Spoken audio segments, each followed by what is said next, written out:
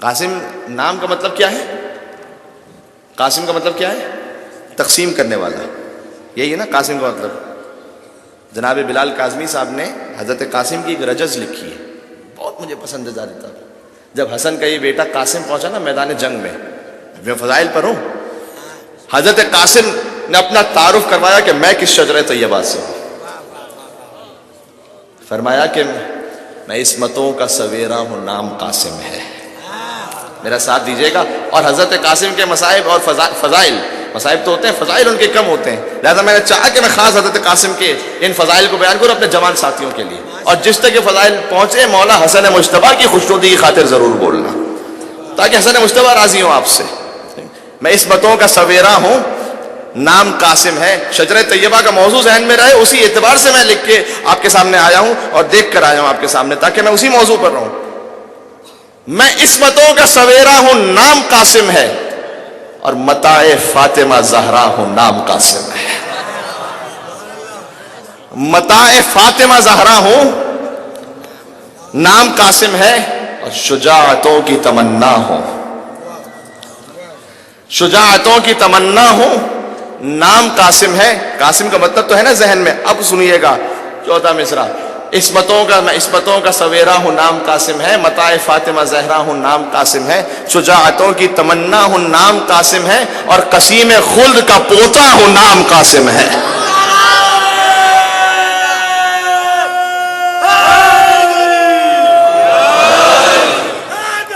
مل کے یار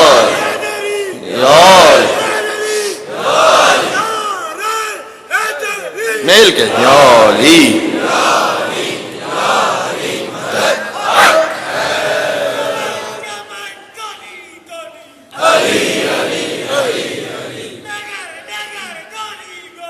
علی علی علی علی یالی.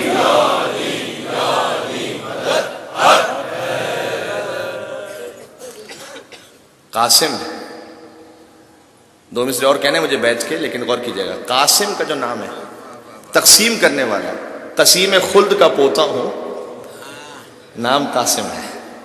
اللہ اکبر, سبحان اللہ. یعنی مولا علی علیہ حضور کو ابو القاسم کیوں کہتے ہیں؟ ابو القاسم جب ہم کہتے ہیں خطبے میں, آپ سب درود پڑھتے ہیں نا, حضور کی کنیت ہے یہ ابو القاسم. دیکھیں امام رضا علیہ السلام کے ایک صحابی نے پوچھا تھا مولا سے, مولا آپ کے جد کو ابو القاسم کیوں کہتے ہیں؟ کہ اس لیے کہ اللہ نے ان کو ایک بیٹا عطا کیا جس کا نام قاسم ہے. حضور کے ایک بیٹے کا نام قاسم ہے, تو کہا ابو القاسم کہتے ہیں. اس نے جانتے کیا کہا؟ اس نے کہا کہ مولا کیا آپ مجھے اس سے زیادہ کا اہل پاتے ہیں؟ یہ تو مجھے بھی پتا ہے, یہ تو مجھے پتا ہے.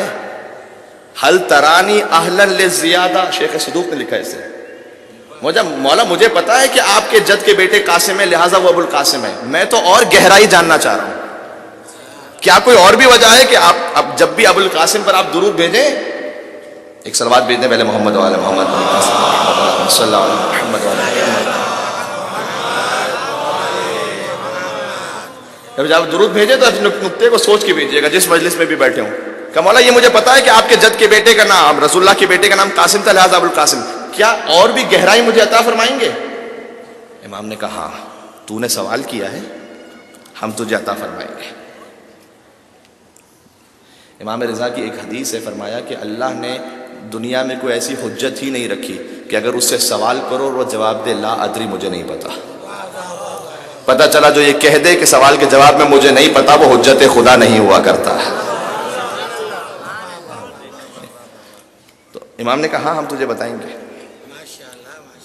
تو جب امام پہنچے تھے نا ایران, تو وہاں ایران میں ایک شخص آیا تھا امام کے پاس, تو بڑی مشکل سے ٹوٹی پھوٹی عربی میں امام سے بات کرنے لگا. ایران کی زبان تو فارسی ہے, تو وہ عربی میں بڑی مشکل سے بات کرنے لگا امام کو بات سمجھانے کے لیے. امام نے اس کی بات سنی اور امام نے اس کو فصیح و بلیغ فارسی میں جواب دیا. امام کا چہرہ دیکھنے لگا, کہتے مولا آپ تو فارسی ایسے بول رہے ہیں جیسے میرے باپ دادا کو بھی نہیں آتی. آپ تو ایسے فارسی بول رہے ہیں, آپ تو کبھی یہاں تشریف نہیں لائے. کیا ایک اصول دیا امام نے. امام نے کہا کہ اگر میں تجھ سے زیادہ علم نہ رکھتا ہوں تو میں تیرا امام کیسے ہو سکتا ہوں؟ امام کیسے ہو سکتا ہوں؟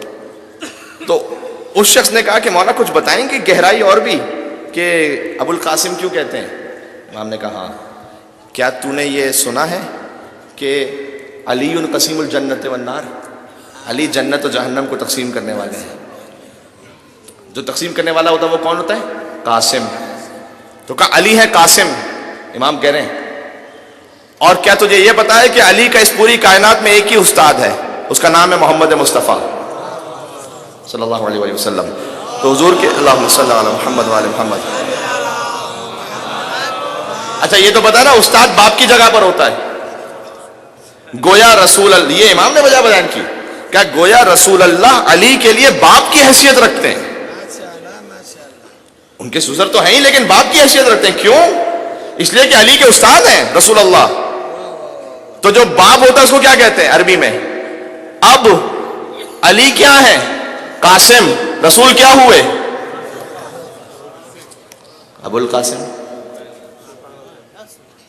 امام نے یہ فرمایا کہ ابو القاسم کی ایک وجہ یہ بھی ہے کہ چونکہ علی کے استاد ہیں رسول، اور علی قاسم ہے اور محمد ابو القاسم ہے. اس نے کہا کہ اس نے مولا کی بات سنی اور چلا گیا. آغا شیخ جوادی آمولی لکھتے ہیں، کہتے ہیں کاش وہ پھر سے پوچھتا مولا کیا اور گہرائی کوئی بیان فرمائیں گے. صلوات بھیجتے ہیں مولا رضا کی ذات گرامی پر.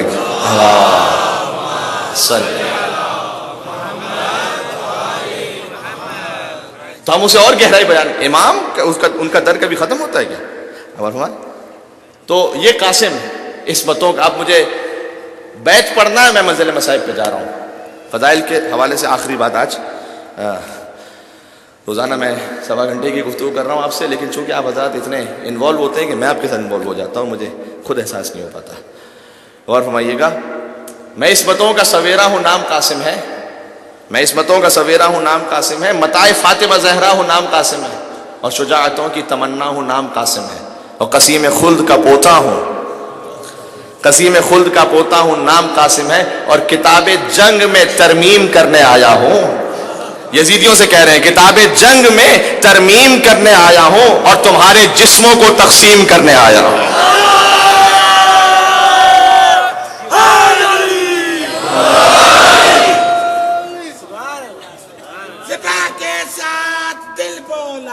علی مولا،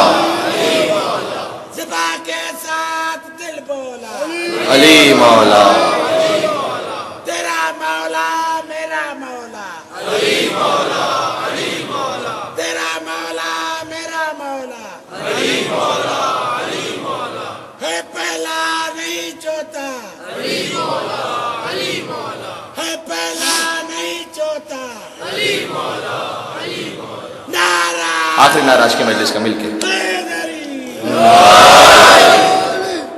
جزاک اللہ. اب وہ قاسم جو اتنے فضائل کے حامل ہیں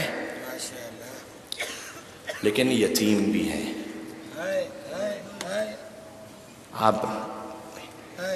آپ آج رونے کے لیے تشریف لائے ہیں اور حسن کے یتیم پر رونے کے لیے آئے ہیں. دیکھیں اس وضاحت کے ساتھ بچوں کے لیے خالی کہ شہادتیں تو سب کی عاشور کے دن ہوئی ہیں. یہ تو ہم نے اپنے ذکر کے لیے تاریخیں طے کی ہوئی ہیں، اس لیے کہ کس کی جرت ہے کہ ایک ساتھ ان شہیدان کربلا کے مصائب کو پڑھ سکے. ہم تو ایک ایک شہادت پڑھتے ہیں تو کلیجہ ٹکڑے ٹکڑے ہو جاتا ہے. کل شہزادہ علی اصغر کی شہادت پہ جو گریہ آپ نے فرمایا ہے، ماں ام رباب ہی آپ کو اجر عنایت فرمائیں گے. آج ایک اور ماں مجلس میں آئی ہے نا جن کا نام ام فروا ہے. ایک ایک شہادت تو ہم پڑھتے ہیں وہ بھی پوری نہیں پڑھ پاتے، اس لیے ہم نے دن تقسیم کیے ہیں. ورنہ کون ایک ساتھ پوری کربلا پڑھ سکتا ہے؟ کس میں ایک جملہ کہوں، اب مصائب کا بڑا گہرا جملہ یہ. ہم ایک ساتھ پوری کربلا پڑھ نہیں سکتے اور آپ سن نہیں سکتے. حسین نے دیکھی کیسی ہوگی اللہ ہی جانتا ہے.